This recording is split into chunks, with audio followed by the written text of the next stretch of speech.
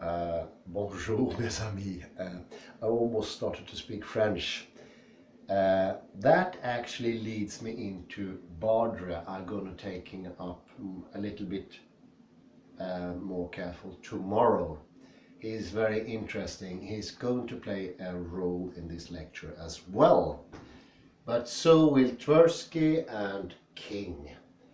And I named this lecture, which is H767 for the note, Happiness and the Intellect. I think there is a connection here actually, and that connection is very, very important. And I hope I can be able to sort of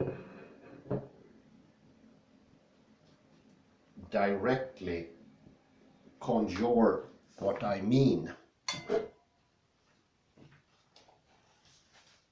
Well, we start this way. We start with a parallelism. We've been talking earlier about Heidegger and the amnesia, the forgetfulness of being. That being never takes a part in our thinking anymore, and we settle for something that made it sort of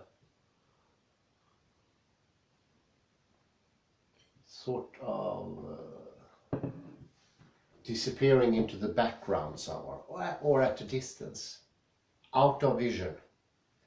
So after the forgetfulness, or the forgetfulness is that being came out of vision. It was no longer with us.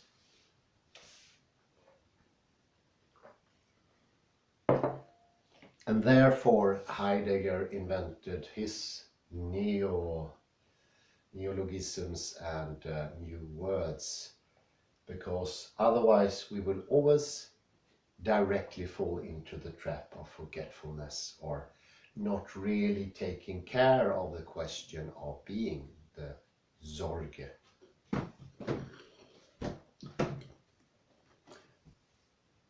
What I will try to do today is to give something a sort of Sorge, but I'm not going to go directly to being, although this could actually be a very decisive part of being. And this is, I named it the intellect, or intelligence, or abstract thinking. What on earth do I mean? What is this he's talking about? What could that be? What's he up to now? Well, let's start with Tversky. Barbara Tversky, she showed me that those things that I thought, this could happen, that I thought to be completely ex nihilo, from nowhere, coming from nowhere, just appearing, and then become part of the amnesia, maybe together with being, or being the same thing. Most probably I would say the latter, being the same thing, or being in that region. And I never thought in my life of these things. Tversky came as a complete surprise. My jaw dropped. I could live 1,000 lifetimes. I would never thought of it. It's not something you walk around and, well, yeah, it could be actually those abstractions like disconnectedness, reconnectedness, that could actually come from something someone does with his or her hand. Never. So that's why I'm so grateful to Barbara Tversky, because she opened a door to completely different insight. It would never have been possible without that. I think those meringues are going to be very crunchy, I'm afraid. Kali just got some lovely meringues here. We can show them through the camera. It was our dear friend that made them. They do have a little tan, and they're going to be consisting of a meringue Swiss a little bit later on. But as I won't color, they are very crunchy. They usually are. The neglected, yes, this is also something that could be helpful. See my experience of Tversky as I realized there was an etymology, so to speak, of these abstract things that I thought were coming from nowhere, or I didn't think about it at all. This is what, to be correct, I did never ever ponder about it. But it turned out they had an etymology, and this is what Heidegger means by Geschichte. Geschichte is the real etymology of reality, so to speak, whereas Historia is the one you find in the book, the one you learned in school, the one we're talking about. And of course, as every historian with honor would say, that has nothing to do with what's really happened.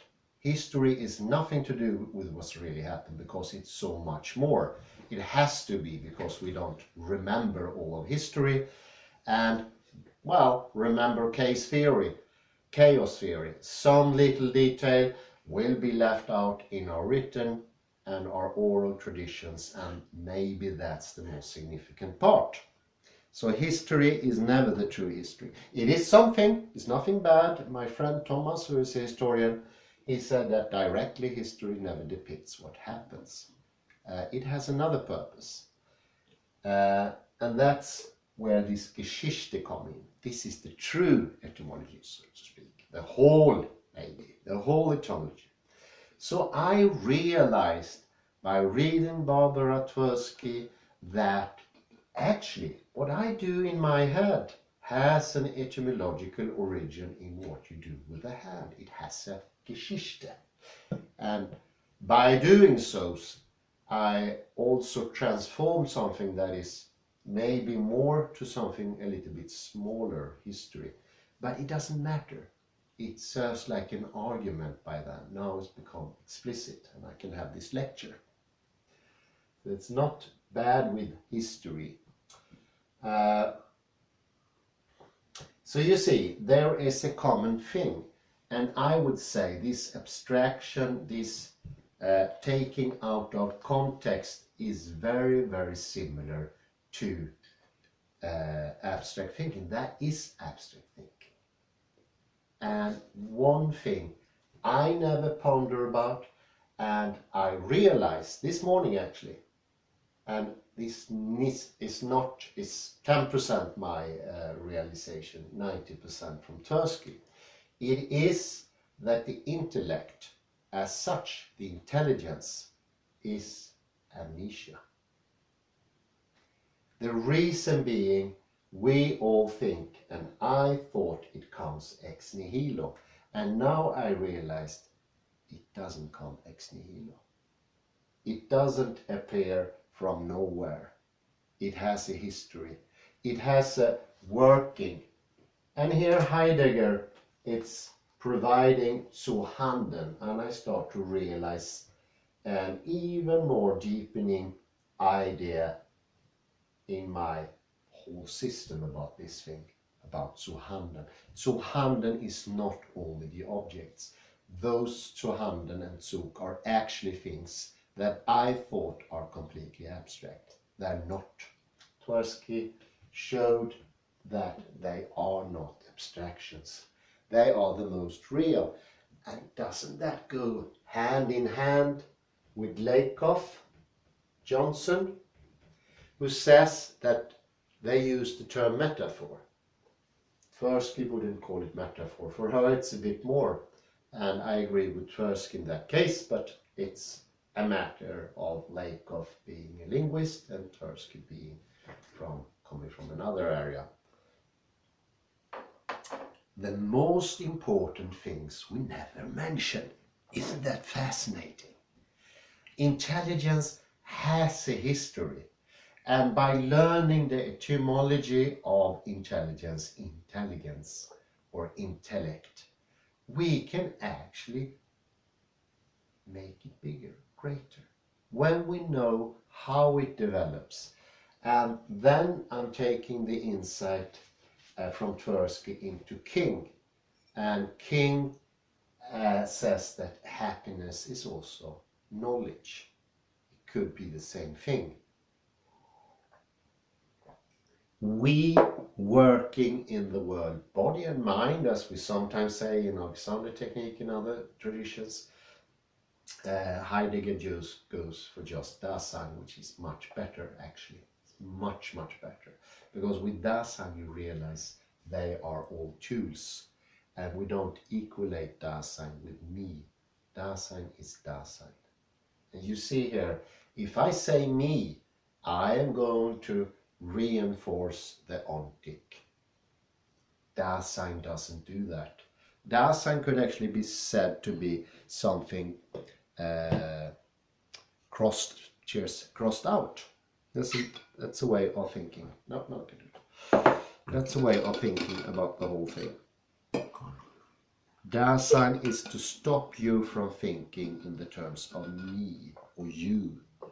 And that is extremely important, because if we don't trod very carefully, we are going to put our foot into the mess that is the ontic.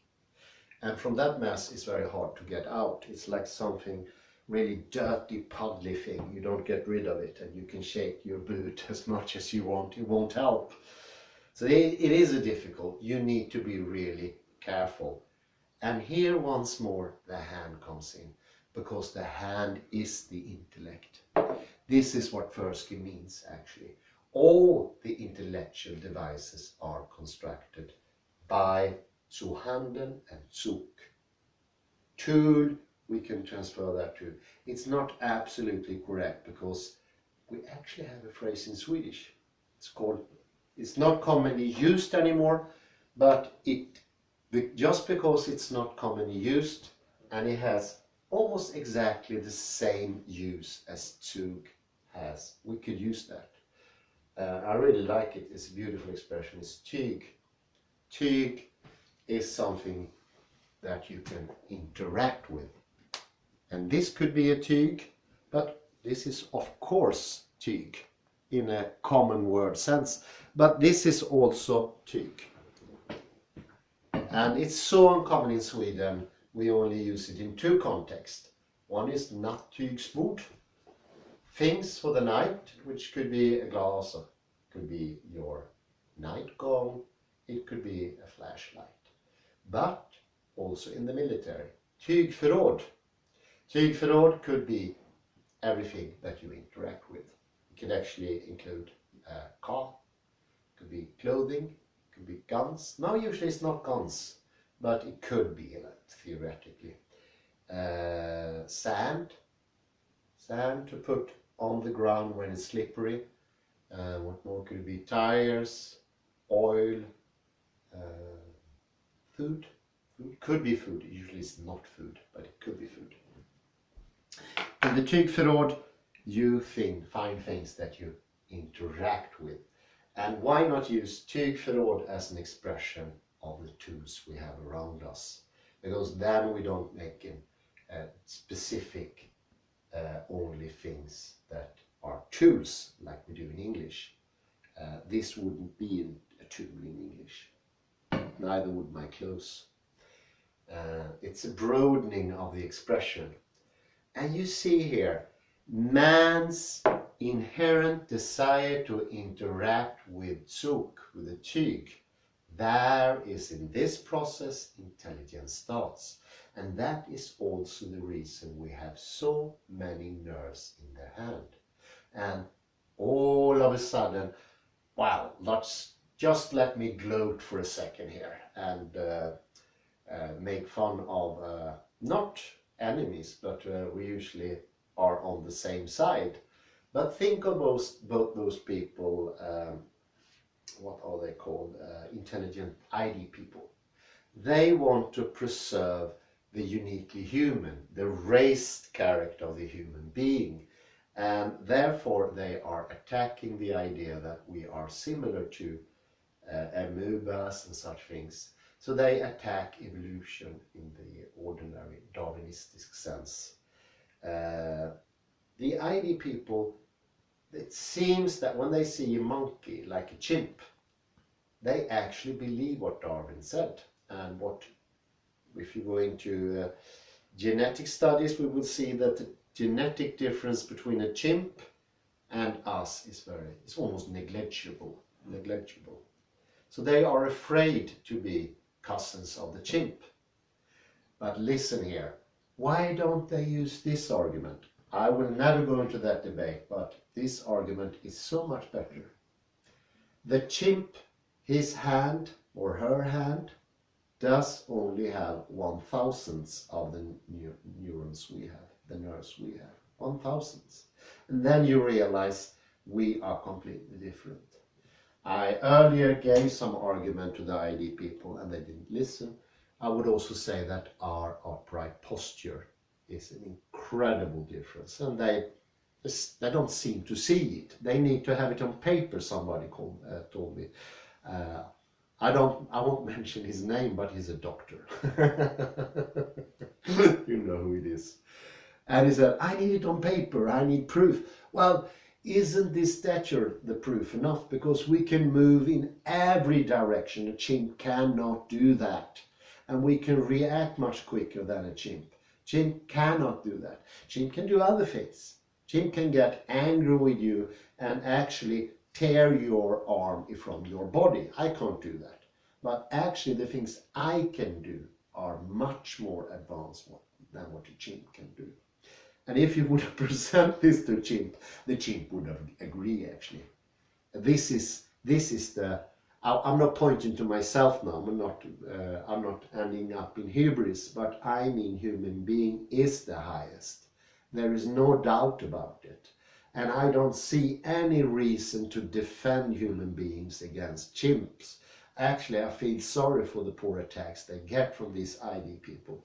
It's completely unnecessary energy and nobody listens to it because it's just too complicated. Yeah, I have to be honest. I think it's like this good old Dr. Oz, he gave me 10 books as a suggestion to start with. 10 books.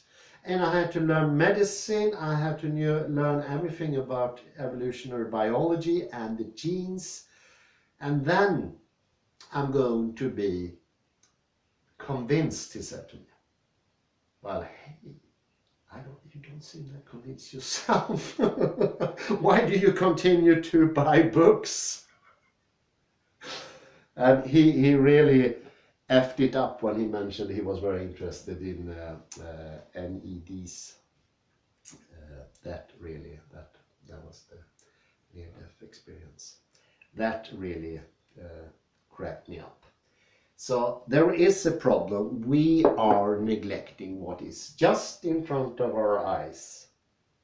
And this is the case here also. This is the case here also. It's just a similar. I was as blind to this as the ID people, and now I feel not a little bit pitiful for them because I was in the same situation before Tversky. As I said, I could have walked 10,000 miles. I could walk back and forth around the equator 1,000 times. I would never ever have thought that the intellect actually had its history. And the whole of the intellect in all these aspects has a start together with the tyg. And mostly these tyg, yes, I agree, they are usually proper tools, but they don't have to be. This is a proper tool. Can you realize how much this developed all possibilities of doing the very same thing the Neolithic people did? They only had a stone and they had a cave wall to do their scratching on. This is much more advanced. This simple tool that costs 5 crowns. Imagine what we could do with that.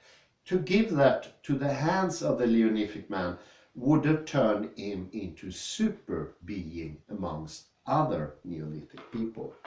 So it does have a history.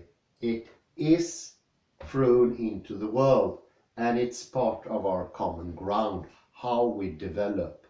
And by not understanding that or not realizing that the intellect has a history, we are doomed to neglect it.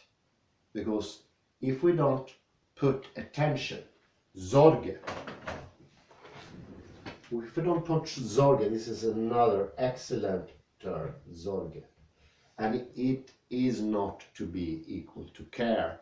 This is contradictory to the uncared for reading we see today. This sloppy reading that, for instance, Derrida tried to correct.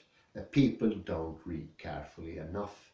We rush through the text, and the author is aware of this, and the author falls into the same trap, and he starts to do diminishing things to his own text. He uses polarizations, which is a uglying out of all the interesting differences that are alive in the text. He's blurring out his own genius. That's what happened. And the same goes with our intellect, when not realizing that the intellect, it doesn't come from ex nihilo. Why should it come from ex nihilo? It doesn't make any sense. It's this dualistic thinking that there is a world out there that's more real than this. And that it's related, of course, to that the mathematical objects be real as well. And it's also related to the idea that the mental comes from nowhere as well. And listen now, ID people, carefully. Once you start to think that the mental is coming from nowhere, what is easier than to get rid of it then, like Daniel Dennett did, and so many other people? Because if it's coming from nowhere, if I have a person in this room who's coming from nowhere, and he doesn't have skin, he doesn't have bones, he doesn't have anything material to him, it would be so easy to say, just go. Like, like people with mental delusions possibly can do. I imagine they can do, I don't know it, but you can just say, go. But the person doesn't have an etymology. And you can imagine a language that doesn't have an etymology. How powerful is that language? It's not very powerful. You lose all prana. You can say prana. You lose the energy in language. Once you forget, once you get into the amnesia, and this is the point of King. Happiness lies in intelligence. It's knowledging that is our purpose. It's not like a God-given purpose in the terms it's put there from the start, but it is put by the Lord himself, because it is the driving force of everything in our existence, to know more in all ways, in all different aspects, with our bodily incarnation, and be together with things, not from a distance, because this is a distancing. I'm telling to my mind, unconsciously, until Tversky, I tell my mind, intelligence is not coming from anywhere. Thereby I'm shutting that passage for knowledge. I will not walk that path. I will not investigate, learn that I have different tools in my mind. And it's not only what I mentioned earlier that Tversky hands out. You get even more from Lakoff, different tools in your mind that you can actually develop. First, you need to acknowledge them. How could you develop something you don't even acknowledge? You don't see that you have an intellect. You don't care about it. There is no Sorge. And Sorge means taking it in with the whole system. Be close to it. How could you care about a poor beggar if you're not close to the beggar? You need to be there to have compassion. And a compassionate way of language is being intimate with it, close to it. This is closeness. This is actually be there. And it's not a coincidence that, for instance, E.M. Gilchrist, every other page there is etymology. There is the actual phrasing. And he put it in a context as well, as far as we can, as far as he can. And that is very, very important. It's not something to be uncareful about. It's not something to neglect. It is something that we can start learning about, and you will see decontextualization, recontextualization that I mentioned before from Twensky. They have fellow working tools that are doing other stuff, and for every new tool you discover in your mental sphere, you will gather more strength, more possibility. It's like having a toolbox. It is actually. And I start to look at my intellect, even when I'm talking, and I see I have different tendencies. And they're still unclear. It's like opening a door to an unknown room in your own apartment or house. You discover, wow, why did I never open that door before? And you start looking inside and you find this, those are interesting things. I can actually use that for my work. This I can use when I go into the woods, and this I can use as maybe some clothing when it's raining and warm, because it lets air breathe or something like that. You got all these fantastic tools there and you never use them. Never use them. And this is actually the end of an enormous travel for me since 1994, 95, when I heard all those expressions in a foreign language. And when I got them translated to me, I understood them even less. And I now realize those were the tools of the intellect. And they were fascinated that I had no idea, or we didn't, we were a group of 20. None of us understood what those things meant. I realized there are expressions similar to recontextualization and contextualization and decontextualization. Kalle, you had a... Yes, so you gave me an excellent idea. If you think about Derrida's most famous phrase, there is nothing outside of the text. And here, you give me the idea that etymology is really important. Yeah. Text is related to texture. Oh, yeah. So you could read it this as also as there is nothing outside of the of texture. Yeah, And texture makes me think of Tug, or rather it was Tug which made me think about texture. So we could read that also as a metaphor about the hand, which is everything starts with the hand, as you told us. So what is how would you comment that if I would say that everything, there is nothing outside of texture?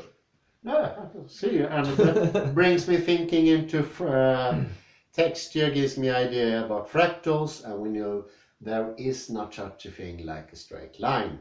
And what is fractals? They are textures to reality. And what is a straight line? Straight line is a lack of texture. It's an impossibility. But what it does for you, the not texture, so to speak, it stops knowledge. You stop seeing what is around you. It's a voice in your head, don't go there because it's nothing. It's just sheer empty space, and it doesn't have texture. And actually, I have a planned lecture about fractals in time, that time are fractals, that there is actually texture to time. So that's another very interesting, very good, Kalle. Thank you very much. I think this is a good time to round up here, and I say thank you very much and goodbye for now. Bye bye. Goodbye, thank you.